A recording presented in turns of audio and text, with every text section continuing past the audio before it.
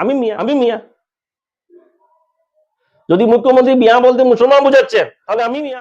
মুখ্যমন্ত্রী জানেন মিয়া বলতে কি বুঝাতে চেয়েছেন।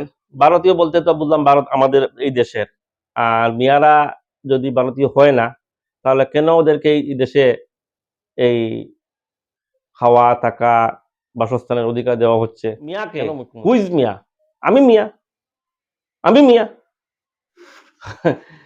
হ্যাঁ, ওদের আদর্শটাই হলো, যারা বিজেপিতে ভোট দেবে ওরা দেশপ্রেমিক, যারা বিজেপিকে সাপোর্ট করবে না ওরা দেশদ্রোহী। এটা ওদের আইডিয়াল, ওটা ওদের আদর্শ।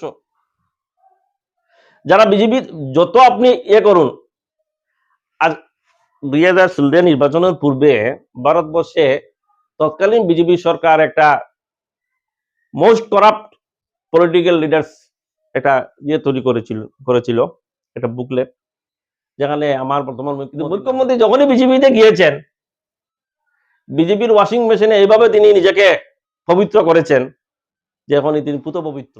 তো যেই বিজেপিতে যায় না কেন, কমলাক্ষের বিরুদ্ধে ভিজিলেন্স এই সেই, উনি বিজেপিতে যখন পাশে চলে গেলেন, এখন উনি পুত পবিত্র। তো মুখ্যমন্ত্রী যেটা বলতে চাইছেন ওটা হলো বিজেপির আদর্শ। ওদের যে সমস্ত মাতৃ সংগঠন রয়েছে, এদের কাজই হলো, আমি এর ইউজুয়াল বলে থাকি, ওদের কাজ হলো হিংসা, ঘৃণা, বিদ্বেষের রাজনীতি, ডিভাইড এন্ড রুল। ওরা শুধু মানুষকে ভাগ করতে চায় এবং একদিন হিন্দু মুসলমান ইস্যুকে বন্ধ করে রাজনীতি করুন। আমি চ্যালেঞ্জ করে বলছি মুখ্যমন্ত্রীকে যে আপনি হিন্দু মুসলমান ইস্যুকে বাদ দিন আর রাজনীতি করুন, উন্নয়নের রাজনীতি করুন। ওনার বাপের সাধ্য নেই উন্নয়নের রাজনীতি করবেন, একমাত্র পারবেন হিন্দু মুসলমান। এই ভারতবর্ষে 14% মুসলিম মানুষ রয়েছে, এই 14% বয় দেখিয়ে শাসন ক্ষমতা হিন্দু खतरे में,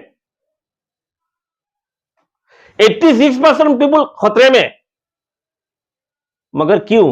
बोले 14% बये, 14% बये 86% पीपल खतरे में।